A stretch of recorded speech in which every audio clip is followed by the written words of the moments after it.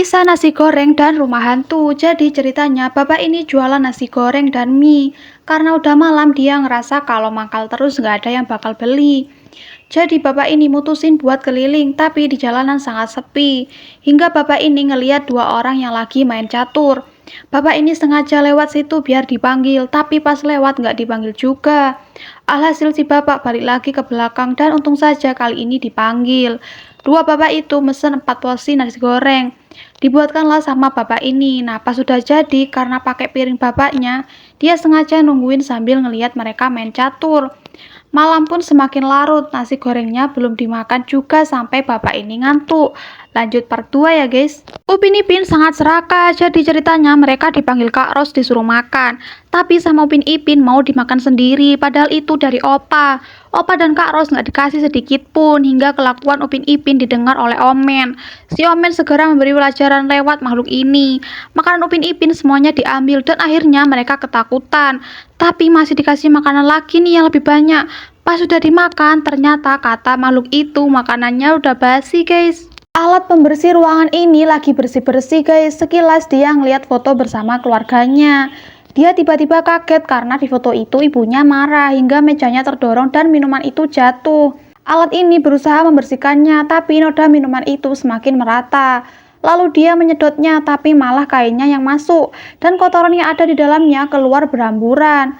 Kain tadi dimasukkan ke mesin cuci, sementara alat ini bersih-bersih lagi nih.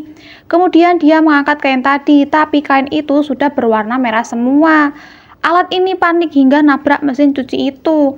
Gak lama kemudian dia punya ide dengan mengganti barang-barang yang ada di ruang tamu dengan warna merah semua. Siapa nih yang pengen punya alat pembersih yang pinter kayak ini? Jawab di kolom komen ya.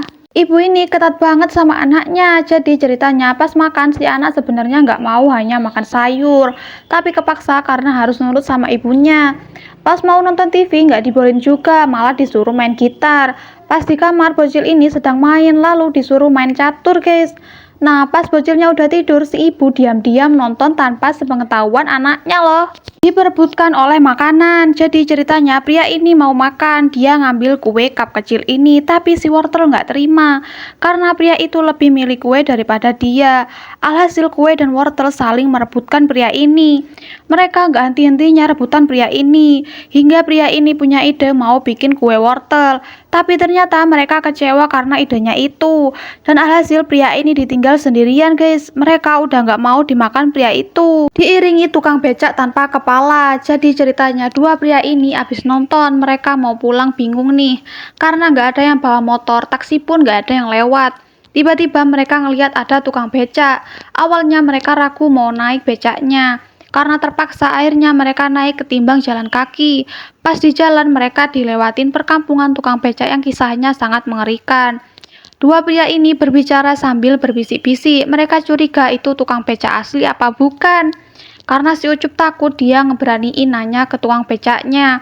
Si tukang becak nenangin mereka supaya nggak takut, dan katanya mereka diiringin tukang becak yang lain.